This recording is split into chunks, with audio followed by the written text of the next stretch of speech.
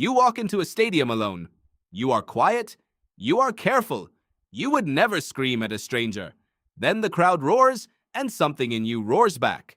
You did not decide to change. You just did. And the real answer for why is far stranger than you think. Your brain has a switch most people never find. It is not weakness. It is not peer pressure. It is a system older than language, built for a world where standing apart from the group could get you killed. Psychologists call this deindividuation. It is the loosening of your personal identity inside a group. Your name, your habits, your usual restraint, all of it fades a little. What takes its place is the identity of the crowd. The French sociologist Gustave Le Bon noticed this over a century ago, watching revolutionary crowds in Paris. Reasonable individuals became, in his words, a single organism with a single impulsive mind. Here is what he could not have known.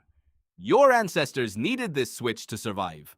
Picture a hunting band on the open savanna. A predator appears. There is no time for 60 individual decisions, only one, made instantly, by everyone at once. The person who paused to think alone was often the one who did not make it back to camp. That circuit never got deleted. You still carry it. It just fires now in traffic jams and comment sections instead of open grassland. Here is the strange part. The bigger the crowd, the smaller you feel. And the smaller you feel, the less accountable you feel. In 1976, psychologist Edward Diener tested this on Halloween night. Children who arrived alone, greeted by name, took only the candy they were told to. Children who arrived anonymous in groups took far more. Some emptied the entire bowl. Nobody trained them to do that. Anonymity plus group membership was enough on its own to unlock behavior that would never happen alone on a stranger's porch. Stanford psychologist Philip Zimbardo pushed this further. He gave some participants hoods that hid their faces before they delivered what they believed were shocks to another person. Hooded participants delivered longer, harsher shocks than those whose faces stayed visible. Nothing else changed, just visibility. Take away the mirror that other people hold up to you, and a different version of you steps forward, one with fewer breaks. But here is the mirror image of the same mechanism, and it changes everything. The crowd that can make you cruel is the exact same crowd that can make you brave.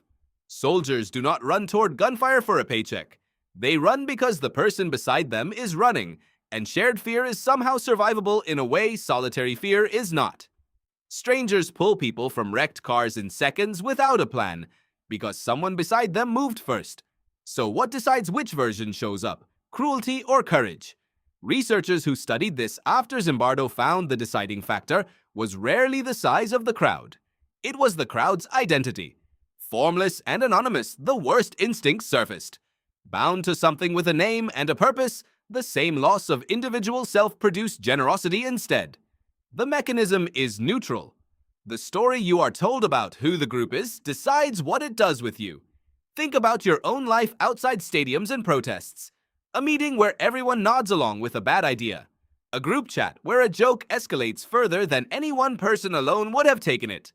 A wave of online outrage that somehow includes you before you have finished reading the headline. You are not weak for feeling that pull. You are running software installed long before humans had cities, back when the group was the only thing standing between you and the dark.